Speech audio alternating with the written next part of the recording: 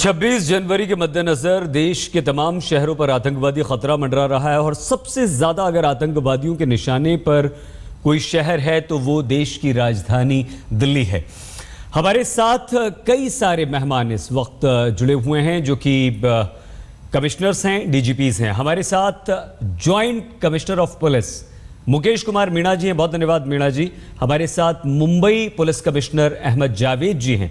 जावेद जी धन्यवाद। हमारे साथ उत्तर प्रदेश के डीजीपी जावेद अहमद भी जुड़ रहे हैं। हमारे साथ एनएस मेघारिक बेंगलुरु पुलिस कमिश्नर भी हैं। लेकिन सबसे पहले मुकेश कुमार मीणा जी, एक ऐसा इलाका देश की राजधानी दिल्ली और उसमें भी नई दिल्ली जहां पर हमारे शौर्य की, हमारी शक्ति की सबसे बड़ी नुमाइश हम देखते हैं, वो इलाका जो सबसे ज्यादा आतंकवादियों के निशाने पर है, वहां की कमान आपके जिम्मे है मीणा जी। और एक और खबर आपको बता दें, आपसे कुछ देर पहले यह अलर्ट आया है कि मेट्रो भी आतंकवादियों के निशाने पर है। सेना के स्टिकर लगी हुई एक कार भी मीणा जी गायब है, चोरी हो चुकी है। इन सब के मद्देनजर कितने अलर्ट हैं सर आप?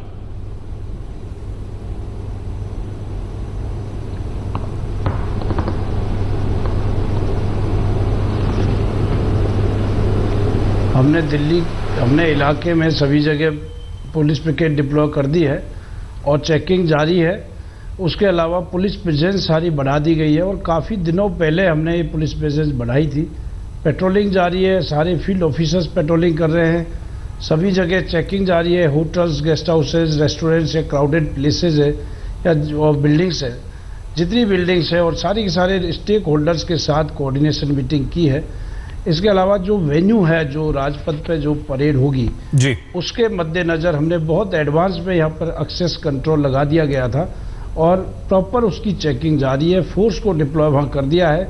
कई जगह रेस्ट्रिक्शंस ऑलरेडी हमने लगा दिए हैं और अब 25 तारीख को 1 बजे बाद जितनी भी बिल्डिंग्स हैं राजपथ के आसपास, परेड रूट के आसपास, सारी की सारी बिल्डिंग सील कर दी जाएंगी और उस पर पुलिस फोर्स तैनात कर दिया जाएगा। इसके अलावा हमने सभी जगह सारे के सारे जहाँ जहाँ फोर्स की रिक्वायरमेंट है उस हिसाब से फोर्स को डिप्लॉय किया गया है। मैक्सिमम फोर्स को रीइंफोर्समेंट करके और जहाँ जहाँ रिक्वायरमेंट है सब जगह डिप्लॉय होगी। कमांडो भी तैनात होंगे, सारी सिक्योरिटी एजेंसीज हैं उनके साथ कोऑर्डिनेशन किया है और एयर डिफेंस मेजर्स भी उसमें लिए जाएंगे। इसके अलावा जहाँ जहाँ जो जरूरत है, जिस चीज़ की जरूरत है वो सारी की सारी जरूरत से पूरी की जाएगी। अभी रिसेंटली दिल्ली में कई जगह दिल्ली पुलिस ने मॉक ड्रिल्स की थी और उसमें देखा था कि उसमें रेस्पॉन्स टाइम बहुत अच्छा था, रेस्पॉन्स बहुत अच्छा था दिल्ली पुलिस का और बाकी एजेंसीज का भी जिनसे कोऑर्डिनेशन करना है सबसे कोऑर्डिनेशन किया और अच्छा रेस्पॉन्स था।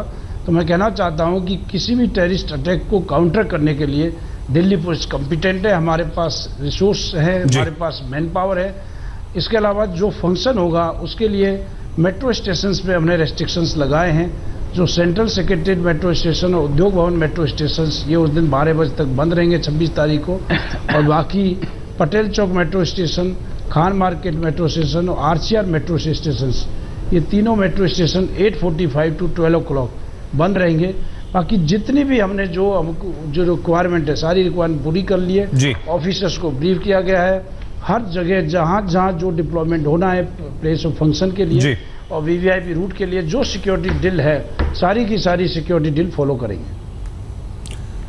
मीणा जी, आपने बहुत विस्तार से जानकारी दी है सुरक्षा व्यवस्था की और इससे काफ़ी हिम्मत भी दिल्ली वासियों को मिलेगी कि वो सुरक्षित हाथों में हैं। लेकिन हम कुछ और चर्चा आपसे करेंगे, हालांकि आपको जल्दी जाना है लेकिन कुछ देर रुकिएगा हमारे साथ। मुंबई पुलिस कमिश्नर अहमद जावेद साहब हमारे साथ हैं। जावेद साहब, जो आईएएस के संदिग्ध पकड़े गए हैं उनमें से महाराष्ट्र से भी 1 या 2 संदिग्धों को आपने गिरफ्तार किया है, पकड़ा है और 26 जनवरी क्योंकि नज़दीक है, ऐसे में अगर हमारे कई शहर, महाराष्ट्र के भी कई शहर आतंकवादियों के निशाने पर है, तो आपकी सर तैयारियां कैसी हैं इन्हें काउंटर करने के लिए? जैसा आपने सही कहा था, कह रहे हैं आप कि जो अभी हाल में एनआईए और एटीएस ने महाराष्ट्र के जॉइंट ऑपरेशन में जो आईएस के संबंधित लोगों को पकड़ा, उसको मद्देनजर रखते हुए जैसे कोई भी बड़ी महानगरी जैसे दिल्ली के भी अभी जॉइंट सीपी बता रहे थे, उसी के आधार पे हम लोगों ने भी यहाँ बहुत विस्तारित तौर पे तैयारियां की हैं, जिससे सुरक्षा का जो कवच है उसमें जितनी मजबूती और जितना उसमें सक्षमता आ सकती है वो हम लोगों को करने का प्रयास रहा है। इसमें टेक्नोलॉजी का इस्तेमाल करते के साथ साथ इंटर एजेंसी कोऑर्डिनेशन किया है, बहुत ही visible presence of police deployment. Public से अगर देखा जाए तो उनसे अपील सोशल मीडिया के माध्यम से भी और माध्यम से भी किया है to be alert and partner with us. इस तरीके से हम लोगों की कोशिश और प्रयास यही रहेगा कि किसी प्रकार की कोई अनुचित प्रकार की घटना न घटे। जी, बहुत धन्यवाद। मैग्रिक जी, किस तरह से आप अलर्ट हैं? क्योंकि नमस्ते, बहुत बहुत शुक्रिया मैग्रिक सर आपका भी हमारे साथ जुड़ने के लिए। आप किस तरह से अलर्ट हैं? जैसे मीणा साहब ने बताया, जावेद साहब ने बताया कि पूरी तैयारियां हमारी हैं, पुलिस अलर्ट है, हम सुरक्षा के लिए अपने लोगों की, अपने शहर में लोगों की सुरक्षा के लिए पूरी तरह से तत्पर हैं। लेकिन लोगों में एक डर होता है। किस तरह से आपने बेंगलुरु में सुरक्षा व्यवस्था को चाक चौबंद किया है सर? जैसा कि दोनों अधिकारी बता रहे हैं, उत्तर प्रदेश में और दिल्ली में, मुंबई में, उसी तरह से ये पूरी राष्ट्रव्यापी तैयारी है और उसमें हर एक स्टेट अपने हिसाब से और ज़्यादा तैयारी करने की कोशिश करते हैं। उसी तरह से बेंगलुरु में भी हमने अभी से नहीं, काफ़ी टाइम से इस गणराज्य दिवस की तैयारी जो है शुरू की है। और ये जो सामान्य रूप से जो कदम उठाते हैं, लोगों को चेक करना और लोगों को नाकाबंदी करना, पेट्रोलिंग करना, नाइट में इधर उधर उन पे निगाह रखना, ये सब होने के साथ साथ हमारा जो फील्ड नेटवर्क है इंफॉर्मेशन का और जो इंटेलिजेंस का नेटवर्क है नगर का, बेंगलोर नगर का, उसको हमने बहुत आगाह किया है और उस पर बहुत जोर दिया है ताकि हमें कहीं कुछ हो रहा उसकी खबर हमें मिले और उसके हिसाब से हम अपना कार्य करें। बिल्कुल। मीणा साहब, आमतौर पर यहाँ पे जो अभी कुछ दिन पहले हमने हमारे विधानसभा में हमारे जो गरुड़ा फोर्स हैं और एनएसजी के साथ मिलके उनकी क्या प्रिपेयर्डनेस है उसकी भी हमने एक मॉक ड्रिल की है। तो लोगों में सुरक्षा की भावना रखने के लिए ये चीज़ें बहुत ज़रूरी है और जितना कुछ हम लोग कर सकते हैं हम करने की कोशिश कर रहे हैं। बिल्कुल सर, और आप लोगों की तैयारी की वजह से ही, आप लोगों की इस मेहनत की वजह से और सुरक्षा व्यवस्था की वजह से ही हम आम शहरी नागरिक जो है एक वो चैन की सांस लेता है, सुरक्षित अपने आप को महसूस करता है। अहमद जावेद साहब हमारे साथ हैं। सर, जावेद सर, आपने कहा था कि हम पूरी तरह से तैयार हैं। आपने एनआईए के साथ मिलकर आईएसआईएस के कुछ लोगों को भी पकड़ा है, लेकिन इस बार आमतौर की तरह सिर्फ अलर्ट नहीं है सर, इस बार हाई अलर्ट है। तो क्या उस हाई अलर्ट को देखते हुए आप लोग भी पहले से ज्यादा, आम दिनों से, पिछली 26 जनवरियों से कहीं ज्यादा अलर्ट हैं, जिससे महाराष्ट्र के लोगों में और ज्यादा, मुंबई के लोगों में और ज्यादा भरोसा कायम हो सके सर? जी, आप ऐसे कह सकते हैं, क्योंकि जो आपने पार्श्वभूमि और बैकग्राउंड का जिक्र किया उसको मद्देनजर रखते हुए जरूर हाई अलर्ट पे हैं। ये आपको शायद याद होगा कि हम लोगों के 26/11 के बाद से एक स्टैंडिंग ऑपरेटिंग प्रोसीजर्स और उसके बाद जो कार्रवाई करने की जो एक हम लोगों की पद्धत शुरू हुई थी उसमें ज़रूर विस्तार किया गया है। उसमें हम लोगों ने स्पेशली जो किनारा पट्टी है, जो हम लोगों का सी फेस एरियाज़ हैं, उसमें भी सुरक्षा के जो हम लोगों के मेजर्स हैं उसमें बढ़ोतरी की गई है। इंटर एजेंसी का इसमें कोऑर्डिनेशन इसलिए बढ़ाया गया है क्योंकि रिमेंबर की कोस्टल साइड में पुलिस के अलावा और भी सेंट्रल गवर्नमेंट की एजेंसीज इन्वॉल्व होती हैं।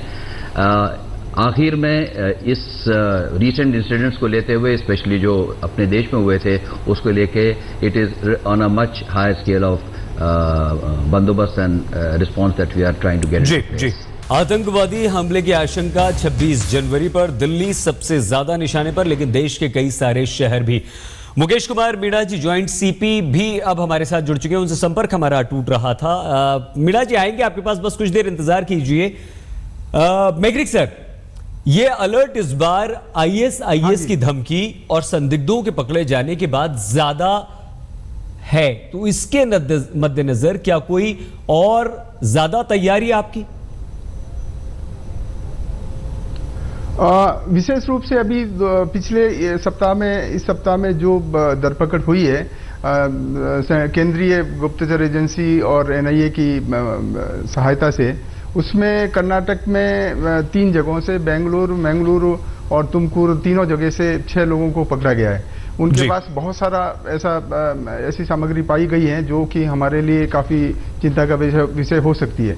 तो उसको ध्यान में रखते हुए एक और कल रात में हमारे यहाँ एक घटना हुई है, उसमें किसी एक और वांटेड व्यक्ति को पकड़ा गया है। तो इसको देखते हुए हमें जो तैयारी करनी है वो तैयारी हम लोग कर रहे हैं और उन सेंट्रल एजेंसीज के साथ सर हम आपको यहाँ पर रोक रहे हैं, क्षमा थोड़ा सा समय कम है, हम लेकिन तुरंत लौटते हैं, आपसे बात करेंगे अहमद जावेद जी, लेकिन सबसे ज्यादा जरूरी मुकेश कुमार मीणा जी के पास जाना होगा। गणतंत्र दिवस 26 जनवरी नजदीक है और आतंकवादियों के निशाने पर न सिर्फ राजधानी दिल्ली बल्कि देश के कई सारे शहर भी हैं। और ये तस्वीरें दिल्ली, मुंबई, कोलकाता, जम्मू, फरीदकोट, यमुनानगर, हर जगह सुरक्षा व्यवस्था कड़ी कर दी गई है। हाई अलर्ट पर देश है, लेकिन पुलिस की मुस्तैदी जगह जगह नजर आ रही है। वाहनों की तलाशी ली जा रही है, किसी भी संदिग्ध को रोका जा रहा है, उससे पूछताछ की जा रही है। ठंड जबरदस्त पड़ रही है, लेकिन विपरीत परिस्थितियों में भी पुलिस के जवान डटे हुए हैं, टिके हुए हैं और गहन तलाशी अभियान भी चल रहा है।